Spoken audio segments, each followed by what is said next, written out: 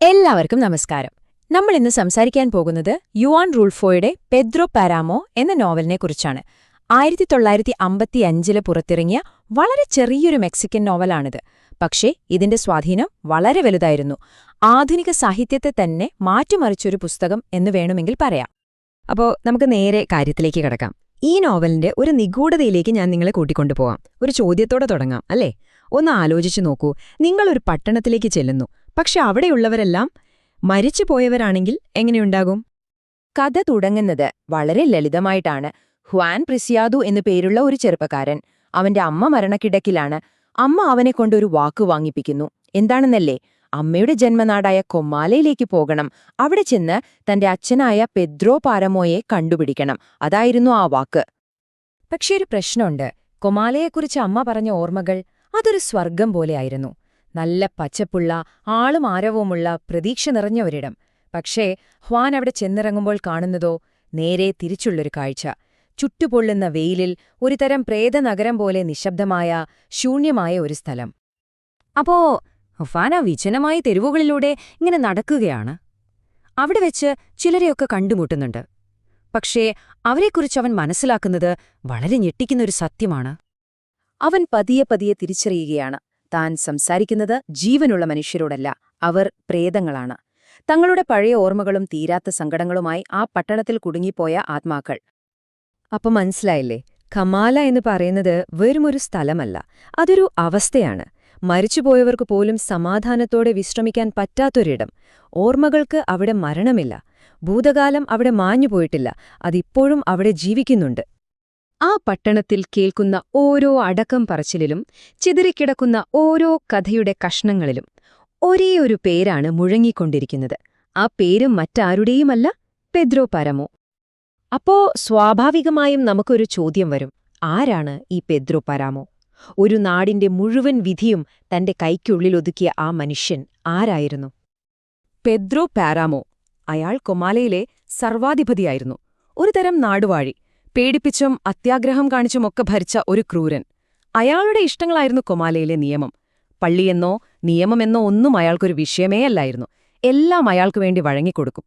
അവസാനം തനിക്കുണ്ടായ ഒരു വലിയൊരു വ്യക്തിപരമായ നഷ്ടത്തിനു ശേഷം അയാൾ ആ പട്ടണത്തെ മുഴുവനായി അങ്ങ് നശിക്കാൻ വിട്ടു. അയാളുടെ ജീവിതത്തിൽ മനുഷ്യത്വത്തിന്റെ ഒരു കണികയെങ്കിലും ബാക്കിയുണ്ടായിരുന്നത് ഒരുപക്ഷേ സുസാന സാൻ ഹുവാൻ എന്ന സ്ത്രീയോടുള്ള അടങ്ങാത്ത പ്രണയം കൊണ്ടു മാത്രമായിരിക്കും. പക്ഷേ അവളെ അയാൾക്കൊരിക്കലും സ്വന്തമാക്കാൻ കഴിഞ്ഞില്ല. അവൾ മരിച്ചപ്പോൾ അതോടെ അയാളുടെ ജീവിക്കാനുള്ള ആഗ്രഹവും പോയി. പിന്നെയാൾ ചെയ്തതെന്താണെന്നോ? കുമാലയെയും തന്റെ കൂടെ മരണത്തിലേക്ക് വലിച്ചിഴച്ചു. ശരി, ഇതാണ് കഥയുടെ ഒരു രൂപം. പക്ഷേ ഈ നോവലിനെ ശരിക്കും വേറിട്ട് നിർത്തുന്നത് ഈ കഥയല്ല, മറിച്ച് യുവാൻ റൂൾഫോ ഈ കഥ നമ്മളോട് പറയുന്ന ആ ഒരു രീതിയാണ്. അതാണ് ഏറ്റവും രസകരം. റൂൾഫോയുടെ എഴുത്തിന്റെ രീതി ഒരൽപ്പം വ്യത്യസ്തമാണ്. അത് മനഃപൂർവ്വമാണ്. ഓർമ്മകൾ എങ്ങനെയാണോ ചിതറിക്കിടക്കുന്നതുപോലെ അതുപോലെയാണ് ഈ കഥയും. ഒരു നിമിഷം ഭൂതകാലത്തിലാണെങ്കിൽ അടുത്ത നിമിഷം വർത്തമാനത്തിലായിരിക്കും.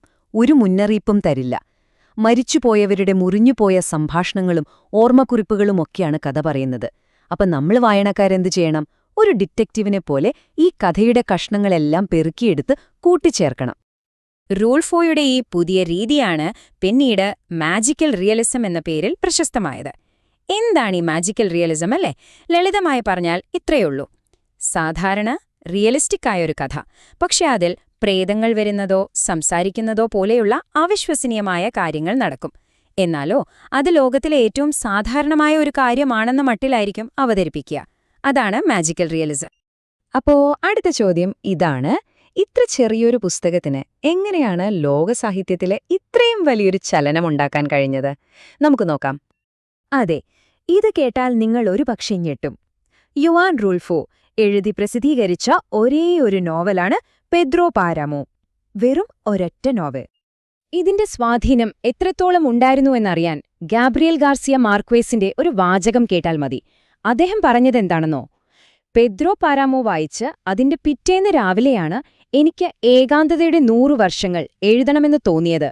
ഒന്ന് ആലോചിച്ചു നോക്കൂ. അപ്പോ നമ്മൾ മനസ്സിലാക്കേണ്ട പ്രധാന കാര്യം ഇതാണ്.